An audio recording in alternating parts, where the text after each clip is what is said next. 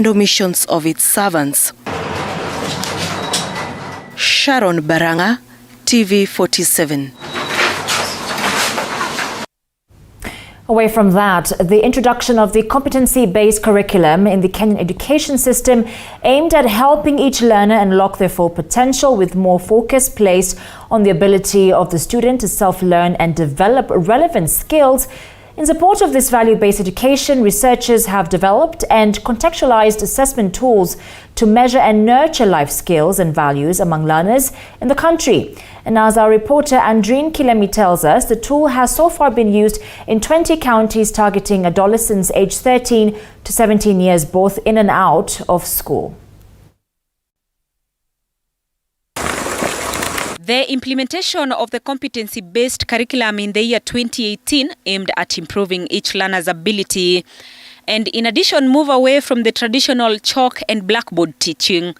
The curriculum is designed to involve each and every learner on a one-on-one basis and encourage a departure from the usual cramming of answers during examinations, and instead develop competency skills to solve daily life challenges. The introduction of the 2663 competency-based curriculum replaced the former 844 education system that had been in place for at least 32 years.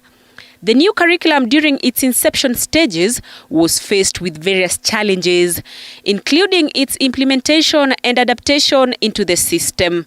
It is for this reason that researchers from Zizi Afrique Foundation, under the Regional Education Learning Initiative in East Africa, commonly known as RELI, developed contextualized assessment tools to measure and nurture life skills and values among learners in the country. This as a way of filling in the gaps within the CBC curriculum.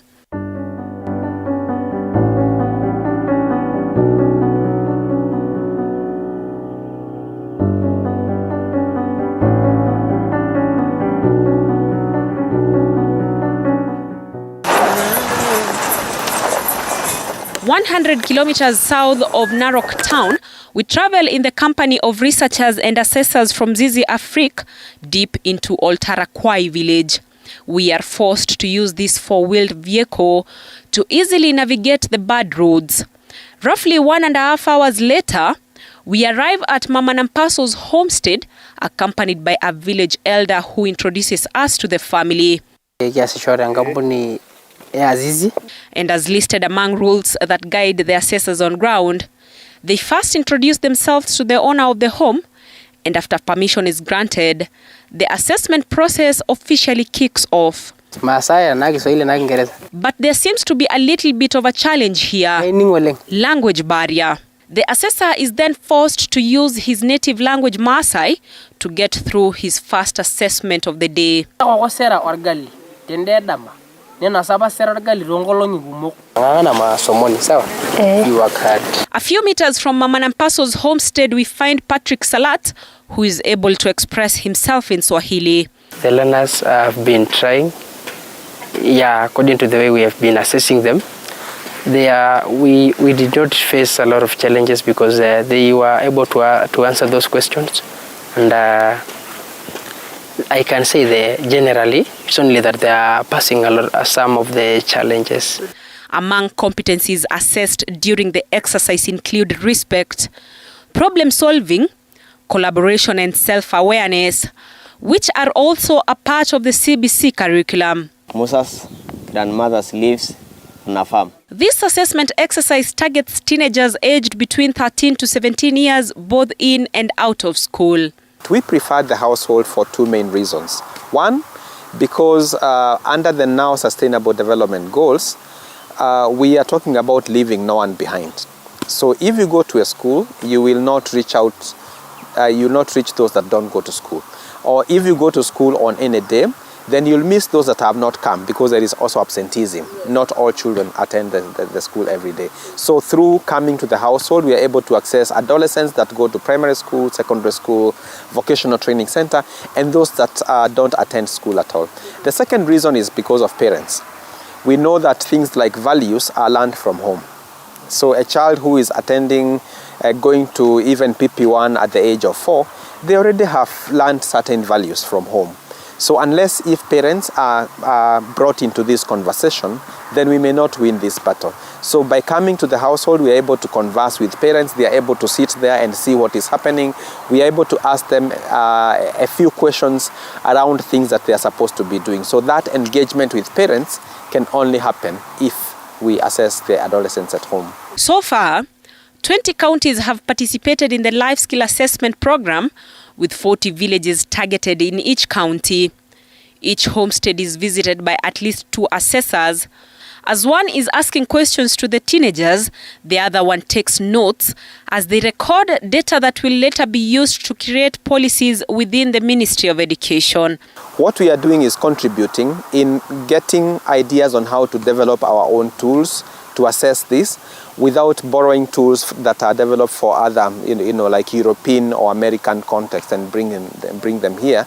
So we think that the next step after this will be to work with the Kenya National Examinations Council. They have been participating in this process of developing this tool, but we could do more together if the people who develop the national assessments, like now the grade 3 assessment, which we all know very well, also integrates the assessment of these kind of competencies and not just English, reading and mathematics and science. So we think that in the next 2 to 3 years, we may support the system to integrate the measurement and assessment of these competencies for CBC.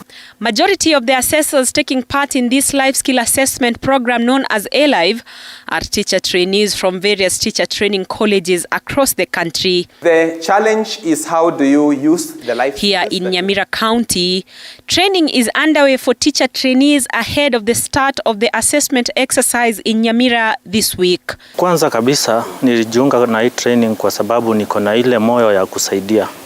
So as a frontier, then sana mimi ni mwalimu. Hii training itanisaidia kujua zile competences venye zinasaidia wanafunzi. So for example, collaboration, when you see learners working together in a group, they are sharing information as a group, you will know that this learner collaborates with the others when they are working. Self-awareness, when the learner is able to express themselves, they control their emotions when they are angered. So you know this learner has the value of self-awareness because he or she can be able to control their emotions. In Kisumu County, however, the exercise has kicked off. And here in Kasik village, at Mzee Richard's home, we are warmly received. The learners sit under a tree in a circle. Here, the focus is on collaboration to establish whether they can work together as a group. They are directed to collaborate and create a ball that will later be used for games. Go ahead and make. They all dispatch in search of materials, and a few minutes later, they are back each with an item in hand. Within a flip of a second, a ball is made and is ready for use. According to Zizi Afrique, an non-governmental organization that is committed to improving learning outcomes for children, the findings of the assessment exercise will be used to improve the education sector as more policies are created to not only help children disadvantaged and are left behind in curriculum implementation, but to also fill the gaps within the new CBC curriculum. Andrin Kilemi, TV 47.